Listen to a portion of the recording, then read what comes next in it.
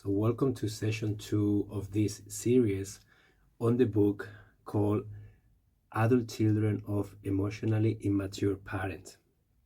Okay, this is the second session, and today we are going to be talking about the 4 types of emotionally immature parents. Okay, so thank you for being here. Hi Beth, hi Becca, working on healing since our last session. Amazing, Becca, I'm happy to hear that. BD says, I have a book recommendation for you. Audiobook is so good. Breath by James Nestor. Thank you, BD, for the recommendation. So before getting into the topic, let's just do a grounding exercise to get into the session, to transition. Okay, I invite you to close your eyes. I invite you to get comfortable and just enjoy the sound of the singing bowl.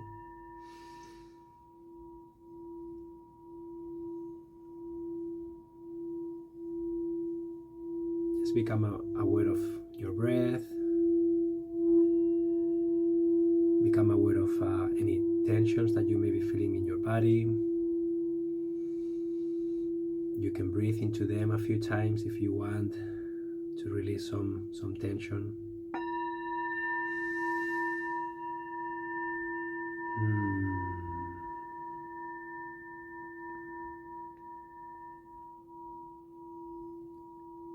My invitation to you today in this session is to be very, very gentle with yourself, very, very gentle with others, with your parents, and with any people who comes to mind in any of the dynamics that we're going to be talking about. Okay, so just be gentle, be compassionate, be curious. And the goal of today's session is not to blame, is not to criticize, is not to be hard on ourselves or others. It's rather an invitation for awareness, an invitation to notice, an invitation for healing opportunities. And we're going to be talking about most likely generational trauma. This is not trauma that only happened in your generation, in our generation. This is most likely something that has been happening from generations to generations, to our grandparents, to our parents, now to us, and the dynamics keep kind of going down. And this is our opportunity to notice them and to heal them in whatever way feels good to us. Hi Melody, first time here. Thank you so much for joining. Hi Leon Wills, great to see your smiley face. Happy to be here. Thank you so much. Hi Peta. Yeah, so for those of you who are new, I did session number 1 on this series about this book last week, and there are recordings available of all the sessions that I do. Okay, you can find them on my profile link on Inside Timer if you are interested in watching them. Okay, so today we're gonna be talking at the 4 types of emotionally immature parents. Okay, so the book talks about basically the 4 kinds. It gives a brief description on each kind, and then we can dive deeper into each of them. And the book also shares some stories of fictitious people and how their situations are, because sometimes we really relate to stories, to a real life example, to put things into perspective, to maybe shine the light on how those dynamics show up in relationships. But basically, the book says that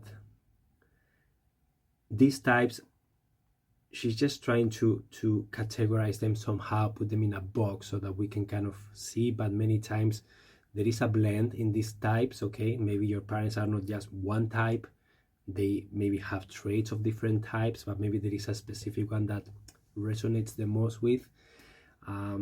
Just making you aware, and it is my situation, that you may see yourself reflected from 2 angles here. You may see yourself reflected from being a child of an emotionally immature parent. But you can also be on the other side. You can be the parent and you can see behaviors that you reflect yourself in the way you are being a parent to your children. And when I was reading this again for a second time, it's just so, yeah, it's so amazing how many of these things I see myself reflected in.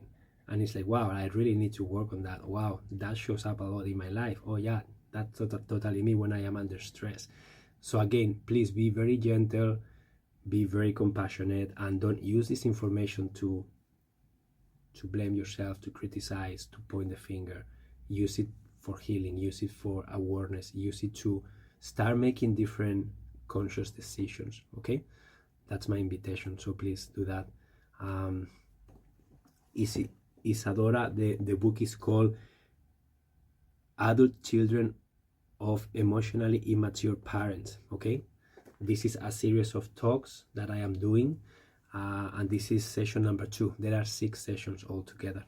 And if someone wants to type the name of the book in the chat, and it's by Lindsay C. Gibson, so that you guys have that information. But if you type it on Google, it's very easy to find. Okay, so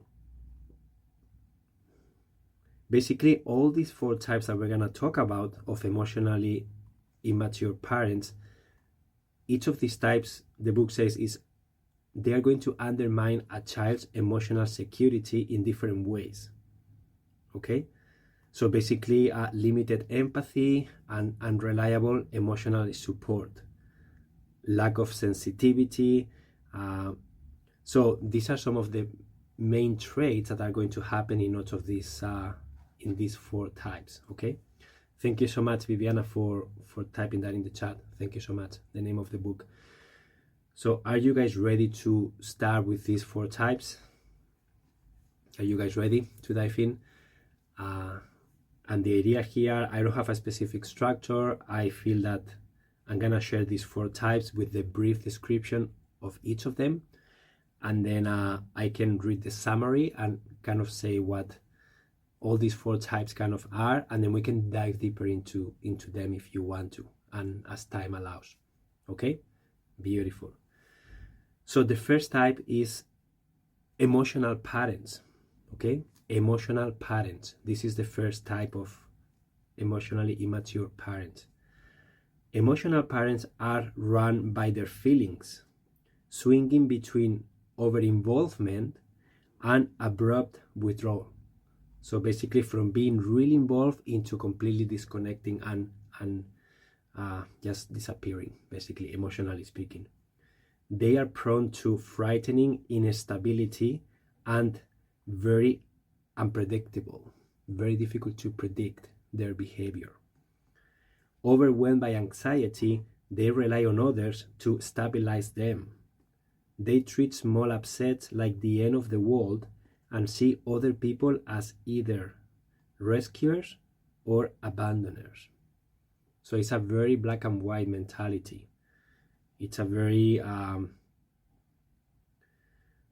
kind of worst case scenario mentality. With very little things, it's a big, huge drama about very little things that maybe are not as important. So these are emotional parents. Okay. Again, this is the short description of that, and then we can dive deeper into it after. Okay, we're gonna have time. Okay. So type number 2 is driven parents. Type number 2 is driven parents. Driven parents are compulsively goal-oriented and super busy. They can't stop trying to perfect everything, including other people. Although they rarely pause long enough to have true empathy for their children, they are controlling and interfering when it comes to running their children's lives. So that's type 2 driven parents. Okay, very goal-oriented, very controlling, high expectations.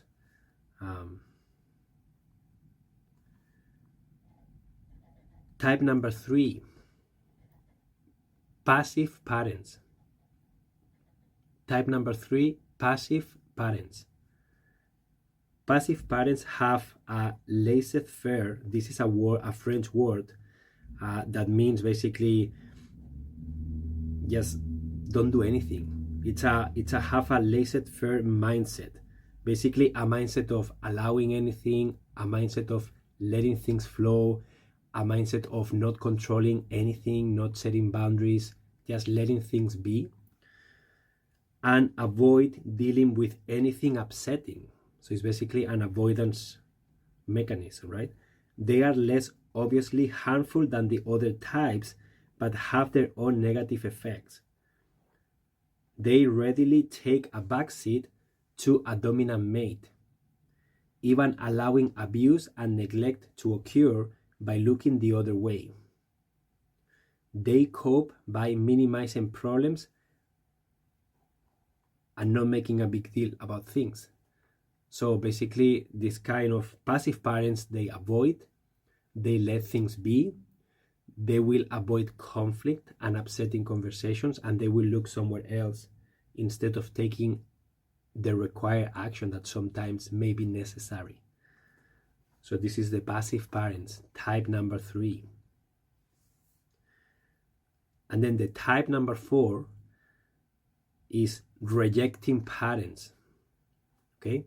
The type number 4 is rejecting parents. Rejecting parents engage in a range of behaviors that make you wonder why they have a family in the first place. Whether their behavior is mild or severe, they don't enjoy emotional intimacy and clearly don't want to be bothered by children. Their tolerance for other people's needs is practically null, and their interactions consist of issuing commands, blowing up, or isolating themselves from family life. Some of the milder types may engage in stereotype family activities, but they still show little closeness or real engagement. They mostly want to be left alone to do their thing. Yeah, Marjorie, laissez-faire attitude approach. That's the word. It's a French word. I looked it up because I didn't know what it meant. And it means allowing to do anything. It means letting things flow. It means don't do anything, don't get involved. So that is the type of mindset that the passive parents normally show. And she uses that word. T3 says, was just listening to the author's discussion of this disentangle from emotionally immature people, which has been very helpful. I actually listened to that too. Becca recommended it. Is this from the Conscious Life conference, I guess, T3?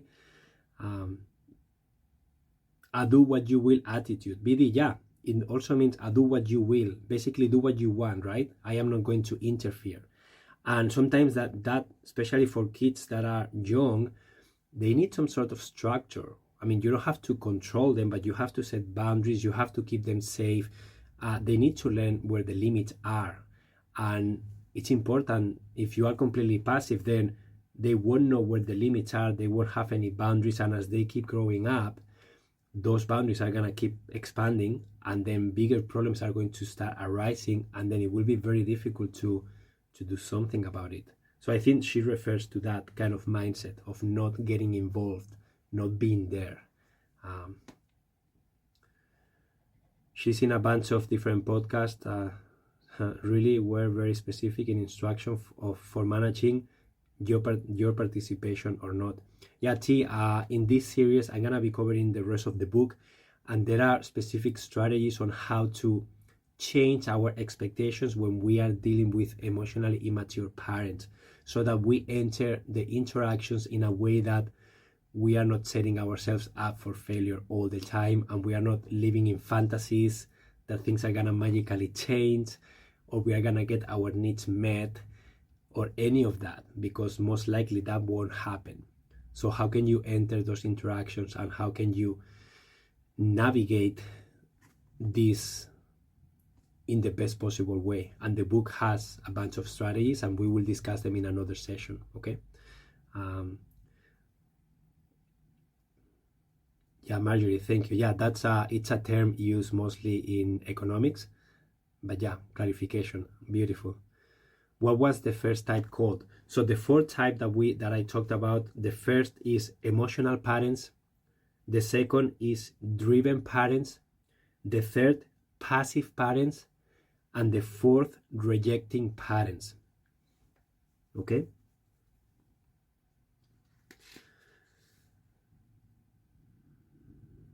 So basically, she says in the book, after she says, none of the types are able to consistently act in ways that will make a child feel secured about the relationship.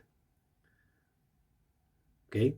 So none of the types are able to consistently act in ways that will make a child feel secure about the relationship. So that is the main trait between all of these types. And then it kind of, there are different dynamics that happen on each kind. But basically, the main trait is that there is not a healthy environment where children feel secure, and it's a predictable environment that feels safe. My parents are a mixture of all of these four types. Yeah, Adela, absolutely.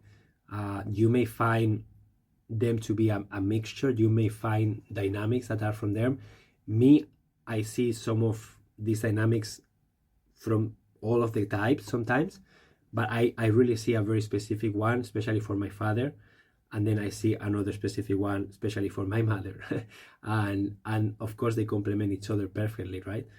But yeah, me as a father, I also see myself reflected in many of these adjectives that she describes. And when we go in more depth, we are going to learn more about its type, and then we are going to probably see more things that we may relate to. Yeah, I'm sure a lot of parents overlap several types. Yeah, absolutely. So this is why, like, anytime you try to encapsulate or create labels, you are always missing things out. You are always imposing structure on something that maybe doesn't need to. But this is for you to have an idea of the four types and the kind of the main traits of each type. And of course, you're gonna find a mixture majority of the times. Okay. So how are you guys feeling so far? Are you guys doing fine? Is there anything you want to share before we dive more into each type? And then before we dive into each type, there is also a summary that I thought it was. So the summary says all four types of emotionally immature parents are self-involved and insensitive, and therefore emotionally unavailable to their children. Their lack of empathy makes them hard to communicate with and difficult to connect with. They are all afraid of genuine emotion and seek to control others for their own comfort. None of them make their children feel emotionally seen. All are draining to be around in their own ways, and ultimately all interactions center around them. In addition, all are incapable of true interpersonal reciprocity.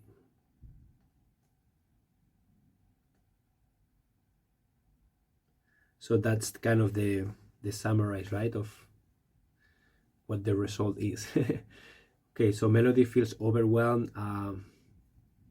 Can I ask why, Melody? What's coming up for you? What is making you feel overwhelmed? Do you see yourself reflected? Do you see your parents reflected? Susan says, where can I find what you just read, the summary? So the summary is at the end of the emotional parent, and it's on page it's on page 112 in my book, okay? But basically, at the end of chapter 4, there is a summary, and that's what this is about, that I found very interesting, because at the end, all these four types, those are the main traits, right? Being emotionally unavailable for their children, self-involved, insensitive, They don't like emotional intimacy. They don't feel comfortable with that. They may manipulate so that they get what they need. Everything it's everything is all about them. There is a lack of empathy and reciprocity.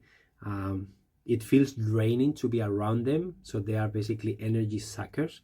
You just feel like you don't feel well in their presence. So these are some of the traits of the 4 types. No matter what type, that's kind of the normal feelings and the normal dynamics of all of them.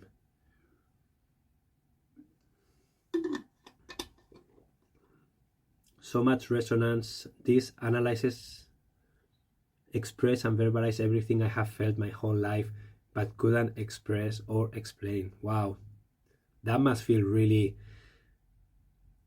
liberating, validating, and also overwhelming at the same time. I can imagine how it must feel really emotional.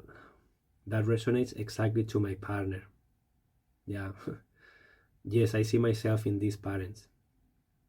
Melody, I see myself too, and it's kind of scary sometimes. Some of the things I was reading is like, holy smokes, that's me. Maybe I don't have 100% tendency, but there is some in there. And it's scary. Mine are definitely driven, controlling and judging me based only on productivity. Yeah. It's almost a broken up way of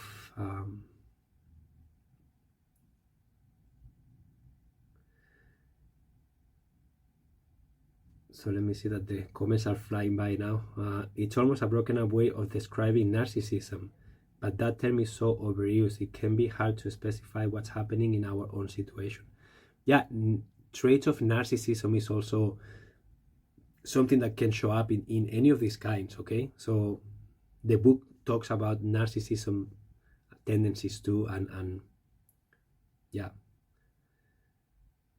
We're recognizing that I did take on some of these traits and emotional, yeah. My parents were controlling and emotionally abusive, yeah. Saddest thing about being a child of such parents is that no one explains them to you when you are a child. So you feel you are the defective one, that the way they treat us is your fault. Yeah, that's something that the book talks about. Anytime you feel that what's happening is your fault, that is a very big indicator that you are in an environment that probably is not very emotionally mature. I heard them the pathology of productivity. Yeah, prioritizing productivity over emotional intimacy and over validating emotions, very important, right? There is a time for doing, and there is a time for being present. There is a time for allowing emotions to be expressed. And we parents need to learn how to do that more. We need to learn how to slow down and how to model that for our kids.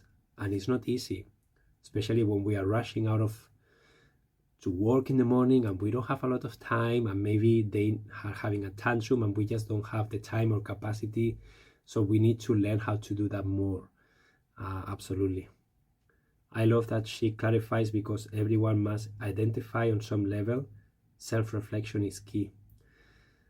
Yeah, majority of the times, these kind of traits and this kind of emotionally immature dynamics, normally self-reflection is not a part of that. Because if they could self-reflect, they probably will change, they will heal, they will apologize, they will change their behavior, right? But many times that is not a trait that is present in there. And on the surface, everything looks perfect. Yeah, when we dive into the driven parents, it says that from the outside, it feels that everything is good. It feels that the parents are taking full care of their kids and they are really involved. So it's very difficult to notice the impact that is having in the kids.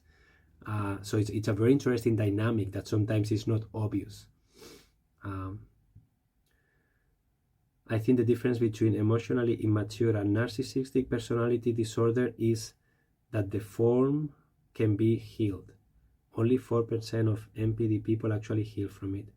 Yeah, so BD, you will notice that when we dive into the emotional parent, that is the first one, it talks about narcissistic, borderline personality, psychotic, bipolar disorders. All of that is in that.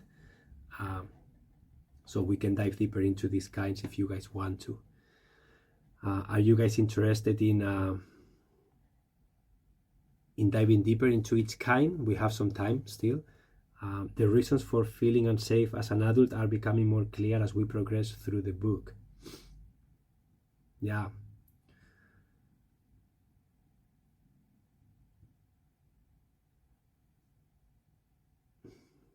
Okay.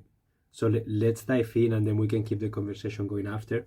But I'm happy to also just talk if that's what you guys need. Okay, I don't have to perform anything. I don't want to be a driven teacher right now. I don't want to impose more.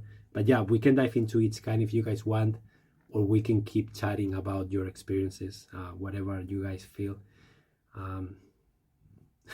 Someone asked if the parents are aware of their immaturity. So Isadora, I don't think they are, because if they were aware of their immaturity, they would probably start doing something different. And the problem, I think, is that many times the awareness piece is not there yet. The self-reflection piece, the willingness to self-reflect, it is not there yet. And keep in mind that, guys, we are so lucky. I'm sitting here having a beautiful book, having a beautiful computer, having the internet, having Insight Timer as a platform, having access to podcasts, to anything I need. My parents didn't have any of that. My grandparents, they were born in a hut in the middle of nowhere. They were working the land. They barely knew how to read. So just keep that in mind, okay? That we are in a situation that is so beautiful. It's so easy to heal these days. It's so easy to find information, find help, read books. Scientists are showing up with all these topics. We just have to consume the content, be willing, be curious, and do the work. But before, my parents didn't have any of that. So just keep that in mind too. I'm not excusing them, but I'm also becoming aware that all the stuff that we have around now and we have access to, it wasn't there before. Like the internet came up when I was 20 years old. So I just want to put some context, okay? So to make sure that that we are aware of that too.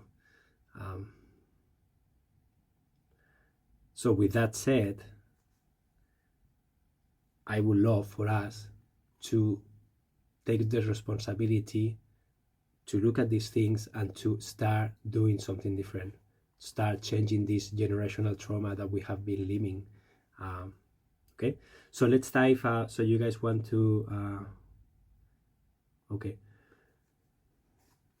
So let's dive into the emotional parent. Okay, and so, some of the big traits here. Okay, so the emotional parent. I'm just gonna read some of the main takeaways that I think are important. Okay. Everyone in the family feels like they are walking on eggshells. So you are walking on eggshells. It doesn't feel safe to be you, to express. You are always tiptoeing around because you don't want to awake the beast. You're kind of like keeping things cool. I am afraid of something happening. So it doesn't feel truly safe to show up fully, right? At the severe end of the spectrum, this is for the emotional parent, okay? Type number 1. At the extreme of the spectrum, these parents are, quite frankly, mentally ill. They may be psychotic or bipolar, or have narcissistic or borderline personality disorder. At times, they unbridled emotionally, can even result in suicide attempts or physical attacks. People are nervous around them because their emotions can escalate so quickly. This is actually my father. Yeah. Emotions can escalate so quickly, absolutely. From 0 to 100, like that. From being his best friend to being his enemy 100%. That was one instant, 1 minute, boom, and you will see what happened here. Yeah, due to bipolar disorder. That's my father, absolutely. But basically, lack of emotional self-regulation. They escalate very quickly, and it becomes scary. It becomes like unsafe to be around them, and you don't know what to do. Okay. Alternating episodes of high and low mood. So the mood changes dramatically in a very short amount of time, and many times you don't know what to do. They have difficulty tolerating stress and emotional arousal. So we are going back to the emotional self-regulation piece, that they don't know how to self-regulate themselves. So their mood is like, it's a wave of emotion, right? Ups and downs. They see the world in black and white terms, very extreme mindset. They keep score, they hold grudges, they are controlling others with emotional tactics, and their fluctuating moods and reactivity make them unreliable and intimidating. So you're basically scared of them. Family life always revolves around their moods. 100%. It's all about what's happening to that person. The rest, we don't matter. It's not important. There is no space for the rest. It's all about them. Although they often control themselves outside the family, where they can follow a structured role, within the crucible of intimate family relationships, they display their full impulsivity, especially if intoxicated. It can be shocking to see how no holds barred they can get. 100%. We are on the emotional parent, on type number 1, okay? And then to finish, many children of such parents learn to subjugate themselves to other people's wishes. Because they grew up anticipating their parents' stormy emotional weather, they can be overly attentive to other people's feelings and moods, often to their own detriment. Yeah, that was more information about the emotional parent. This is my mom and somewhat myself. Yeah, so this is actually my dad, 100% in every trait. Not all the time, but when he was high, when he was on the high of the bipolar, yeah, very extreme, very extremist, very like, it's either black or white. It's very difficult to find something in between, right? And of course I have those traits too, somehow. Learning how to manage them differently, but I do have all those traits, and they show up sometimes. That hit home for me. Yeah, this describes my mother, and she handed down those traits to me. Of course, Melody, we learn from our parents, right? They were the ones who raised us. Did you notice you picked up these traits from your dad? Ella, absolutely 100%. Do I follow them the same way? No. Am I aware of majority of them? Yes. Am I willing to change them? Yes. Am I self-reflective? 80% of the time I can. 20% of the time I would say I am lost in the dynamic and I need time to regroup, to come back, because it feels very uncomfortable, very emotionally charged.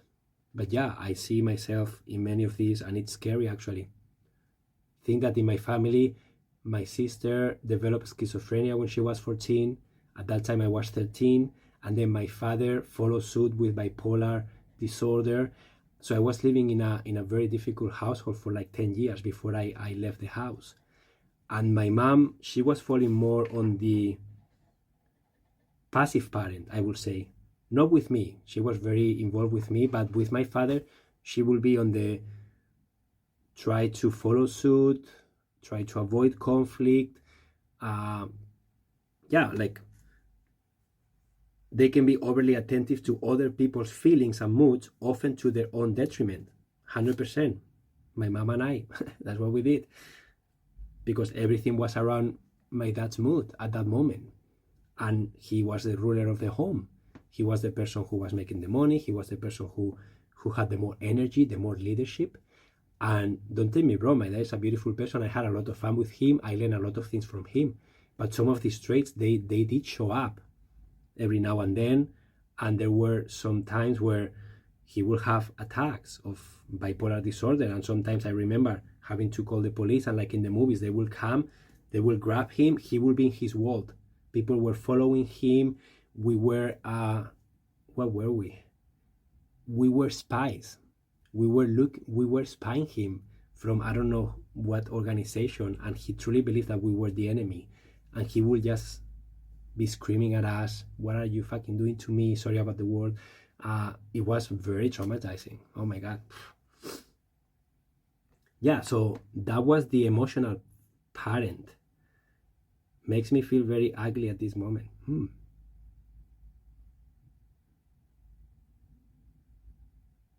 Yeah, we are all in healing together. Absolutely.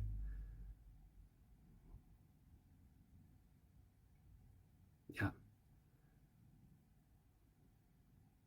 It feels like living near a volcano, always the risk of explosion. Wow. That is a really good way to put it. It feels like that. You are kind of tiptoeing around and you are afraid of the volcano to explode because you have no idea what you're going to be doing if that happens.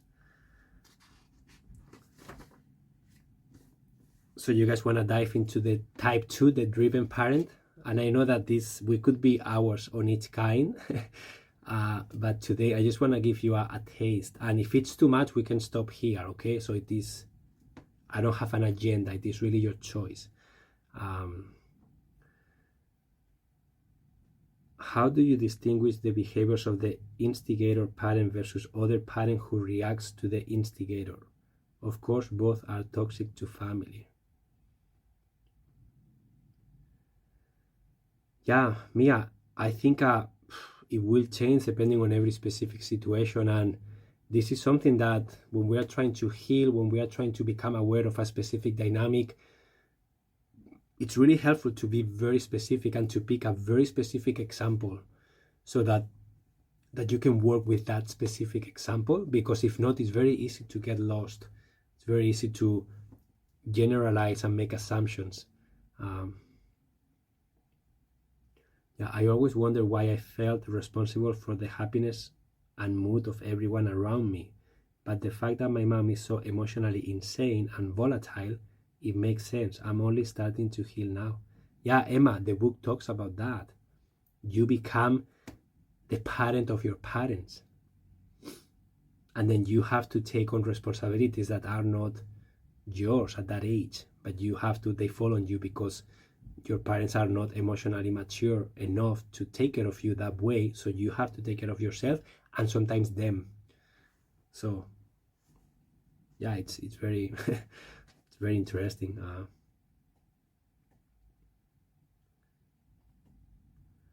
Isn't it tragic that by the time we realize the damage has been done? Yeah, Isadora, it makes sense. And the only thing that we can do is use this present moment to start behaving differently, and use every future present moment to use this information to embody something different. That is the only thing we can do. We cannot go back and change what happened, what they did to us, what we did to them, but we can actually grow, we can heal, we can become something different. And then from that place, maybe we can make amends, maybe we can have conversations, maybe we can forgive, maybe we can ask for forgiveness, maybe we can do something else, right? So let's dive to the driven parent, okay? Let's dive into the type number 2. So driven parents are the type that tends to look most normal, even appearing exceptionally invested in their children's lives. Being driven They are always focused on getting things done. Whereas emotional parents are obvious in their immaturity, driven parents seem so invested in their child's success that their egocentrism is hard to see. So this is what some of what you guys were saying, that it was difficult to recognize, right? This is the driven parent, okay, the type number 2. Most of the time, you wouldn't notice anything unhealthy about them.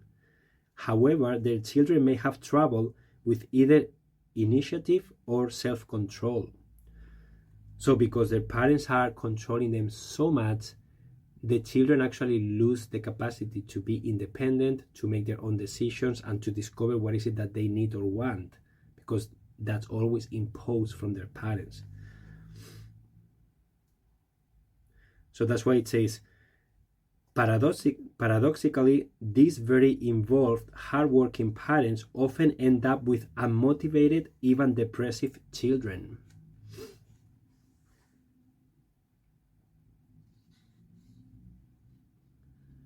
So they expect everyone to want and value the same things they do. Their excessive self-focus manifests as a conviction that they know what's good for others.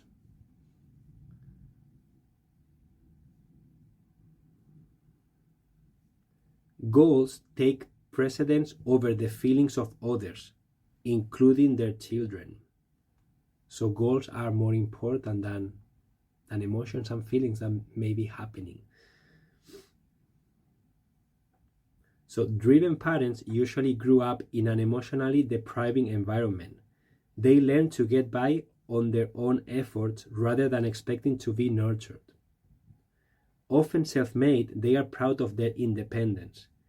They fear that their children will embarrass them by not succeeding. Let me read that one more time. So this is about the driven parent, type number 2. They fear that their children will embarrass them by not succeeding. Yet they can't offer their children the unconditional acceptance that will give them a secure foundation from which to go out and achieve. So just pay attention to that dynamic. Pay attention to the expectation that children may feel on their shoulders from their parents. Whether they mean to or not, driven parents make their children feel evaluated constantly. An example will be a father who makes his kids practice the piano in front of him so that he can point out their mistakes. Yeah.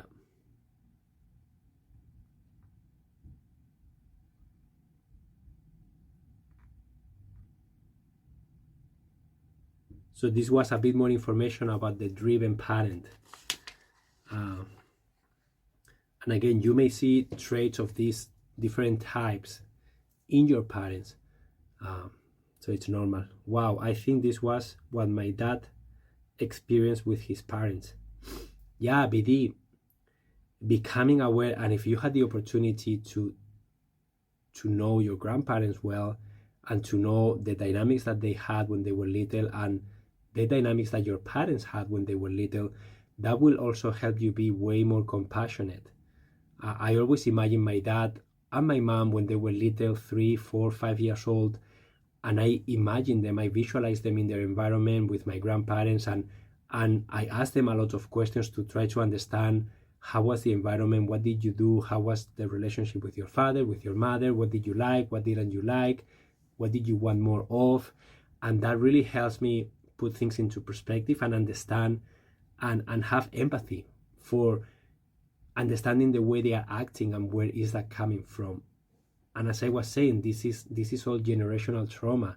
This is all parents doing the best they can, the best they know with their children, but it feels that no matter what we do as parents, we are always going to miss something. We are always going to do something wrong. We are always going to traumatize our children somehow. But hopefully we are aware of it and we can make amends and we can correct, right? That's why emotionally intimacy is so important to have with your kids, because if they feel safe to share and to call you out, and you allow that for happening, and you apologize and you change, then you are modeling that for them too, and they won't be as afraid to show up and to express what they need.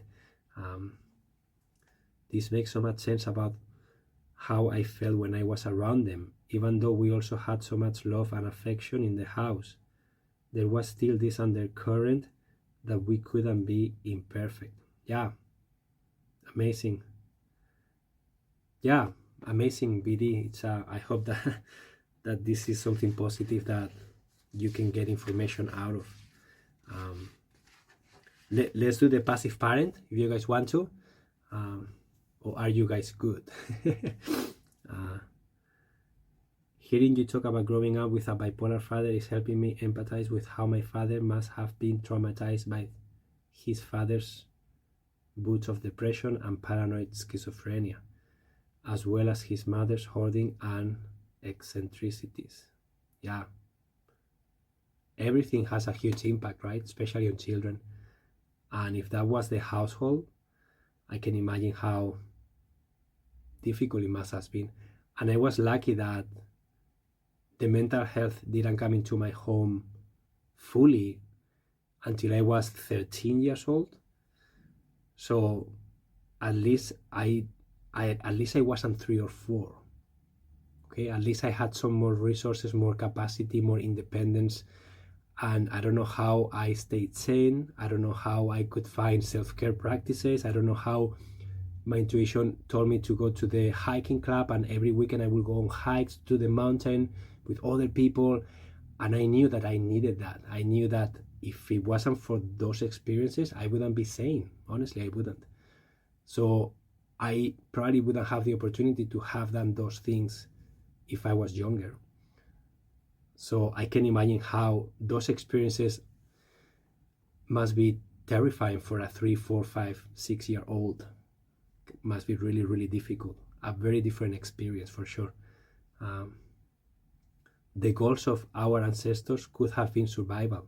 Becca, absolutely. My grandparents were coming out of wartime. So really, like, healing wasn't the mainstream word in that at that time, right? People were not even open to the idea of doing something that wasn't providing food and creating safety and taking care of the basic needs. That's why I was saying that we are in a very privileged situation right now, that we all, majority of us here, we have safety. There is no war happening outside. We have a home. We have social circle around us that supports us. We have access to information. We have access to resources. So yeah, survival, absolutely.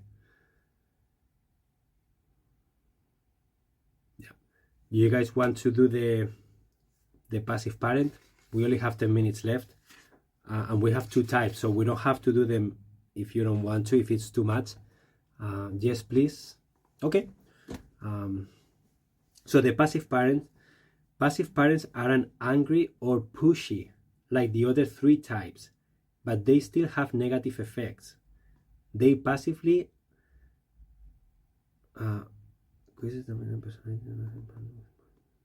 so basically it says that they will often partner with more intense types who are also immature, which makes sense given that people with similar emotional maturity levels are attracted to one another. So yeah, the passive parent normally will have the tendency to, because they are kind of muted, they are kind of like, they let things happen, they let things flow, they don't engage, they don't control, they don't lead. So they normally pair with someone that is stronger than them, and they will lead for them, basically. And that, I see my mom reflected in that. Compared to the other types, these parents seem more emotionally available, but only up to a point. When things get too intense, they become passive. They withdraw emotionally and hide their heads in the sand. They don't offer their children any real limits or guidance to help them navigate the world. They may love you, but they can't help you.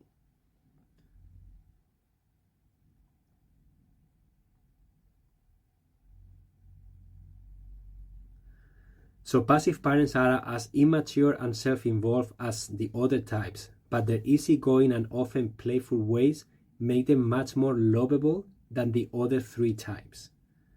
They are often the favorite parent and can show some empathy for their children as long as doing so doesn't get in the way of their needs. Passive parents may use their child to meet their own emotional needs.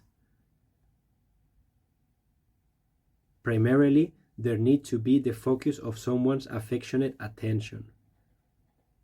They enjoy the child's innocent openness and can get on the child's level in a delightful way.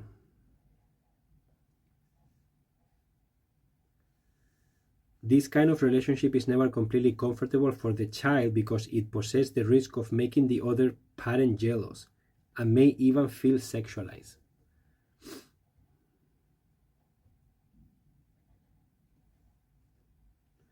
While passive parents often enjoy their children, have fun with them, and make them feel special, the children sense that their parents aren't really there for them in any essential way. In fact, these parents are famous for turning a blind eye to family situations that are harmful to their children, leaving their kids to fend for themselves. When the mother is the passive parent, she may stay with a partner who demeans or abuses her children because she doesn't have an independent income. Yeah, absolutely. So it's talking here about how they partner with a more strong, emotionally immature parent, and then they let them do what they do. And sometimes they abuse, sometimes they have highs and lows, and they don't do anything against it. And sometimes the children are in the middle of that, and the children don't feel protected by that parent that is a passive parent, because that passive parent doesn't have the strength to do anything about the strongest parent.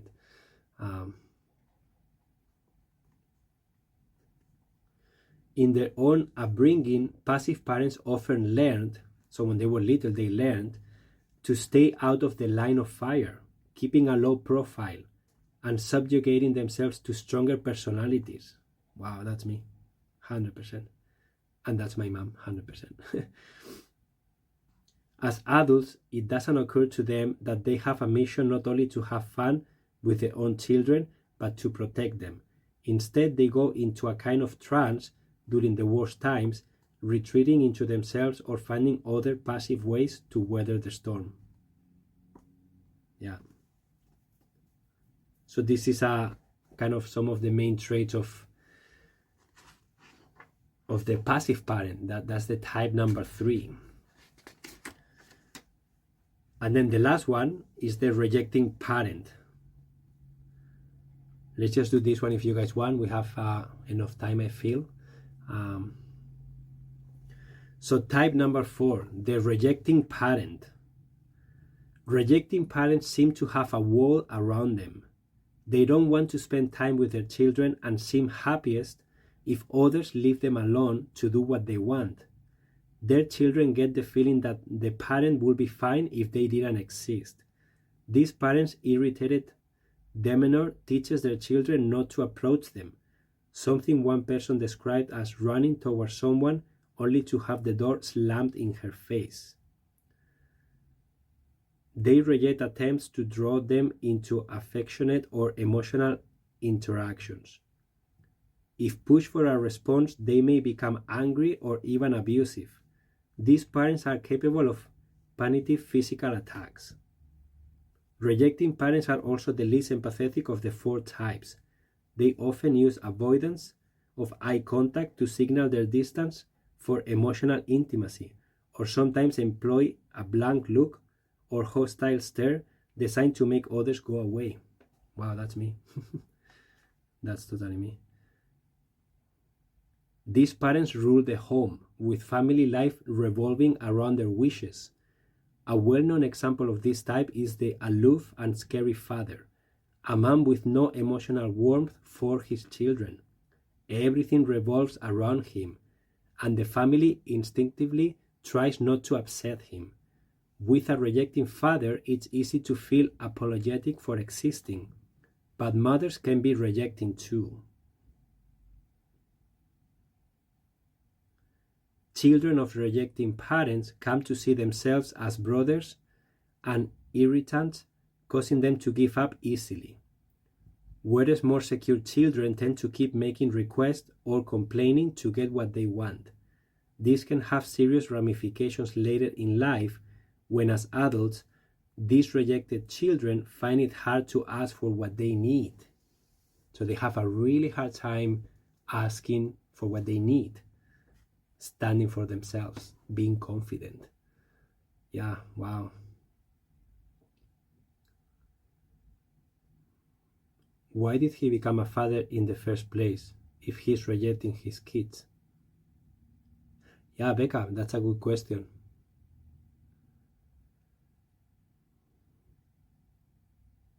And the truth is, who knows what being a father or a mother is until you get into it, right? And then it's a deal for life. You cannot change that. And I can say that sometimes I feel the burden of being a dad. And I think we all do, right? Not to this extreme, but sometimes I am craving my independence. I'm craving alone time. My wife does too. And we support each other creating that. But I can see how some people may not be able to hold that burden, to hold that responsibility, because they have their own troubles. Yeah. Hopefully each generation gets better now that there are books and counseling. People can decide to be different. Yeah, Rachel, this is a personal decision, right? Resources are out there now. Books are out there. Ways to heal are out there. Conversations are happening. It is our responsibility now to decide to do something or not. Thank you for sharing. You are most welcome. I chose not to have children due to the abuse I experienced as a kid. Yeah, it makes sense, Char. It also makes sense that with that information and with that wisdom that you have, you may have different tools to raise your kids on a different way. And maybe you are setting the example that maybe your parents couldn't or your grandparents couldn't. But yeah, we all have the choice to decide if we want to have children or we don't want to have children. It's not something that we have to be forced into. Yeah, thank you so much, guys, for showing up to such an emotional session. I personally, it was very emotional for me, some areas, and I saw part of my infancy. I saw myself as a father to my daughter Eva, and how some of these traits show up, and yeah, how embarrassing it is actually. But I also am hopeful because I see so many that I am working on and I am doing really good at and modeling really well. So we are all on the journey, right? We are all doing the best we can. Grateful for this healing space, Emilio, and everyone. Not everyone has the choice, and certainly most earlier generations didn't. Yeah, totally true. Yeah, I'm grateful that I learned to be kind and compassionate.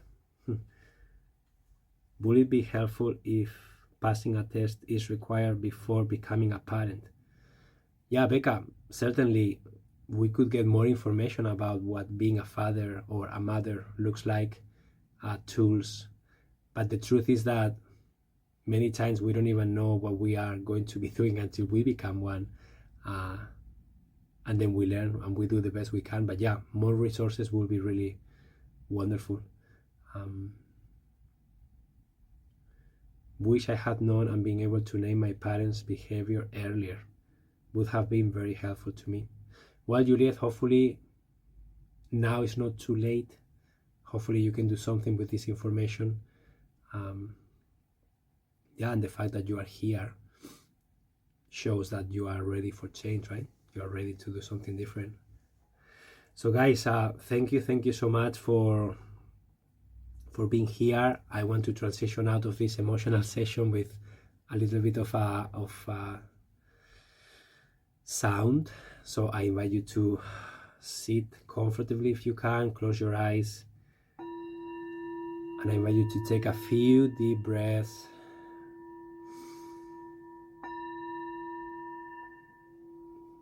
With every exhale, feel free to make a noise, a sound like and let go of anything that you have inside right now, any tensions you may have,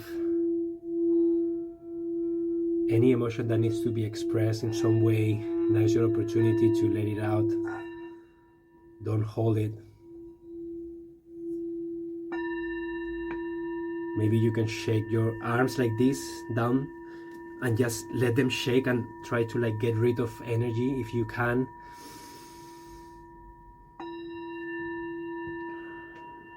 You can always grab a pillow, put it in your face and scream into the pillow. You can always grab something and hit the pillow really hard and let that expression, that emotion express itself. You can maybe go for a walk in nature. Maybe you can journal about what came out for you in this session. You can sit in meditation for a few minutes and just let your mind relax. Yeah. Self-care can look very different for each person. There is not a right or wrong way of doing it. So make sure that you take care of yourself. And thank you so much for creating the time today to be here, to show up. It's a very difficult topic, and I honor you for your capacity to be here, to reflect.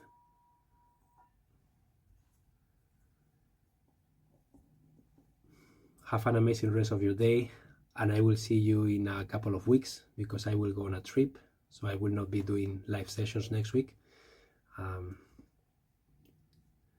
I hope that you guys can process this information this coming week, and I'm looking forward to session number 3, where we are going to be looking at 2 different kinds of ways of dealing with emotional immature parents.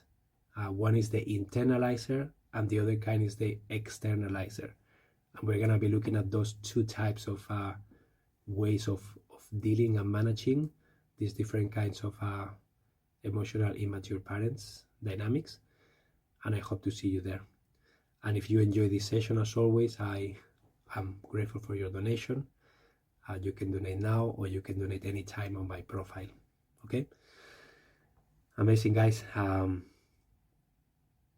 Thank you so much for your support, and I hope to see you in the next session if you can make it. Okay.